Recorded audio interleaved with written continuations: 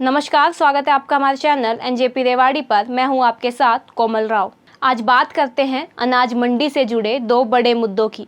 पहला मुद्दा है सरसों की सरकारी समर्थन मूल्य पर बिक्री में किसानों को आ रही कठिनाई की, और दूसरा मुद्दा है स्टॉक की जांच के लिए अनाज मंडी और तेल मिलों तक पहुंची अधिकारियों की टीम का व्यापारियों द्वारा किया जा रहा विरोध। दोनों मुद्दों पर खबरों को विस्तार से जानने से पहले मैं आपको बता दूं कि सरसों की समर्थन मूल्य पर की जा रही खरीद में सबसे बड़ी समस्या ट्रैक्टरों की लंबी लाइन है। अगर सरसों के ट्रैक्टरों की इस रेल को हटाकर देखें तो खरीद प्रक्रिया इतनी जटिल नहीं है, लेकिन धूप में अपनी बारी का इंतजार करने के लिए किसानों को जितना पसीना बहाना पड़ रहा है, वह सरसों की तरह उनका भी तेल निकाल रहा है। इस समस्या का कारण और समाधान जानने के लिए हमने किसान यूनियन के जिला अध्यक्ष समय सिंह से भी बात की। हम अधिकारी और किसान नेता दोनों की बात आपको सुनवा रहे हैं। पहले इन दोनों की बातें सुनिए, इसके बाद हम आपको नई अनाज मंडी लेकर चलेंगे। सर, अभी तक कितनी सरसों की खरीद हो चुकी है? मैम, अभी तक 2,04,500 क्विंटल के परचेज हो चुकी। और बाहर हमने किसानों से बात की तो वो कह रहे हैं 2-2 दिन से खड़े हैं, कल शाम से आए हुए खड़े हैं, परसों से खड़े हैं, नंबर नहीं आ पा रहा। फार्मर आए थे, उन सभी की सरसों की परचेज की जा चुकी थी, लेकिन जो लेट आए जी, मतलब 6 PM के बाद, वो लाइन में मैम फार्मर पहले ही आ जाते हैं, लेकिन हम सुबह 8 बजे परचेज शुरू कर देते हैं, रात के 9 बजे तक परचेज हमारी चलती रहती है। समय सिंह जी, जो अभी यहाँ बिक्री चल रही है, किसानों का सामान खरीदा जा रहा है, उनको दिक्कत भी हो रही है थोड़ी, लाइक वो कह रहे हैं कि बेचने में दिक्कत नहीं हो रही है, लेकिन नंबर आने में दिक्कत हो रही है। मैडम ऐसी बात है, यहाँ गेट पास में और सैंपल चेक करने में और तुलाई में दिक्कत नहीं है। दिक्कत एक जगह है जहाँ जे फार्म कटता है, वहाँ जे फार्म पे 2 टेबल लगनी चाहिए, जो कर किसान जब अपना काम फसल बेच के घर में वापस चले जाए। अभी मेरी एसडीएम साहब से मीटिंग हुई है, मैं मीटिंग से आ रहा हूँ। एसडीएम साहब ने कही हम प्रबंध करवाएंगे, शायद 15-20 मिनट में एसडीएम भी मौके पे आए। तो अभी आ रहे हैं यहाँ पे, उसके बाद नहीं होगी, मतलब देरी नहीं होगी? उसके बाद नहीं होगी। और दूसरी बात है, ये नेफड सिरसू एजेंसी खरीद रही है और हैपड के थ्रू और कोऑपरेटिव बैंक के थ्रू ये खरीदारी हो रही है। हमारी यूनियन का काम है कोई किसान परेशान ना हो, किसी की नमी दिखा के या अन्न से तंग ना होए, इसलिए भारतीय किसान यूनियन चरौनी का 24 घंटा एक पदाधिकारी मंडी में मौजूद रहता है।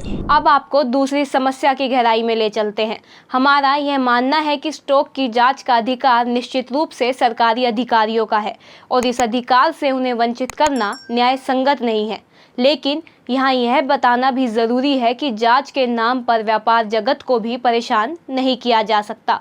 यह ठीक है कि मार्केट फीस पिछली बार से कम एकत्रित होने के कारण सरकारी सिस्टम यह मानकर चल रहा है कि कहीं ना कहीं व्यापारी टैक्स बचाने के लिए गैर कानूनी रास्ता अपना रहे हैं, लेकिन व्यापार मंडल के प्रधान राधेश्याम मित्तल और मार्केट कमेटी के पूर्व प्रधान एवं व्यापारी राजेंद्र सिंघल की बातें सब कुछ स्पष्ट कर रही है।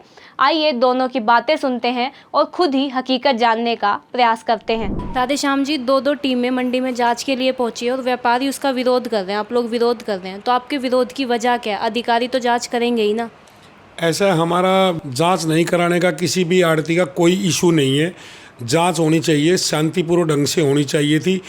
22 तारीख को सरकार ने एक टीम गठित करके सीए साहब ने भेजी थी यहाँ पे, और उनको 26 तारीख को रिपोर्ट देनी थी। तो जैसे ही टीम आई, इन्होंने अफरा तफरी मचा दी और ये भय का माहौल बना दिया। इससे व्यापारी भयभीत हो गए, उसकी दुकान पे रेड पड़ गई, उसकी दुकान पे। जब हमने बैठ के इनसे बात करी, भाई आराम से चेकिंग कर लो, हमें कोई दिक्कत नहीं है। इतवार को जेडे मैडम यहाँ रेवाड़ी में आई और उन्होंने सभी मिलों को चेक किया।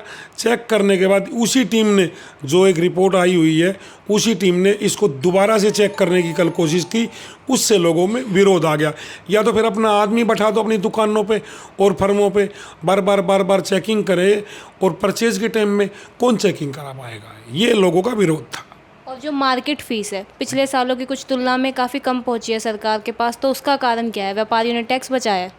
पिछली बार सरसों के दाम 7,000 रुपये थे, अब के 4500 से 5,000 रुपये के दाम है। फसल 20 दिन लेट बारिश होने के कारण फसल 20 दिन 25 दिन लेट है।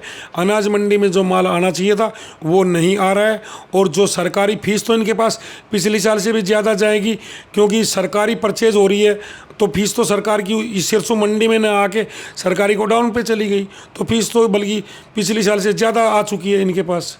ये तो फिर रिपोर्ट आंकड़े गलत है या फीस कम आई है।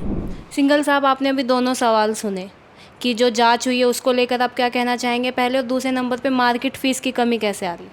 देखिए, जो जांच हो रही है ये तो सरकार का हिस्सा है, जांच करें, हमें इसके लिए कोई एतराज़ नहीं है।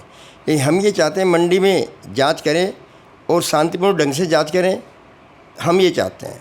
लेकिन उन्होंने फर्स्ट टाइम जो है एकदम भय का माहौल बना दिया, व्यापारियों में भय पैदा हो गया कि किस तरह जांच कर रहे हैं, तो उस कारण से विरोध कर रहे थे। तो और हमारा कोई विरोध नहीं है जांच के मामले। और जहाँ तक मार्केट फीस का सवाल है, तो मार्केट फीस कम नहीं है, इनको कम लग रही है।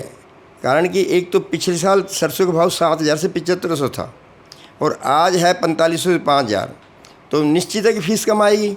और उसके बाद में जो दूसरा, सरकार पिछले बार परचेज नहीं कर रही थी, इस बार सरकार परचेज कर रही है, तो जितना माल मंडी में आ रहा है उससे ज़्यादा माल वहाँ जा रहा है, सेंटर पे जा रहा है, तो वो फीस भी तो सरकार के पास ही आएगी ना।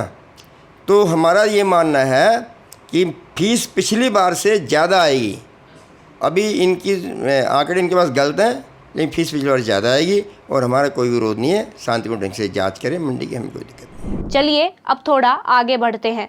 आपने अधिकारी, किसान नेता, व्यापारी नेता व व्यापारी की बात एनजेपी के मन से सुनी। इन बातों से ऐसा नहीं लग रहा है कि सिस्टम पूरी तरह पटरी से उतरा हुआ है, लेकिन ये अवश्य है कि समय रहते अब भी उचित उपाय करके पूरे सिस्टम के कील काटे दुरुस्त किए जा सकते हैं। सरकार और सरकार के अधिकारियों को ऐसा करना भी चाहिए, क्योंकि किसानों का पसीना ही अर्थव्यवस्था की खुशबू है। इसी के साथ हमारे चैनल को लाइक, शेयर, सब्सक्राइब करना मत भूलिएगा।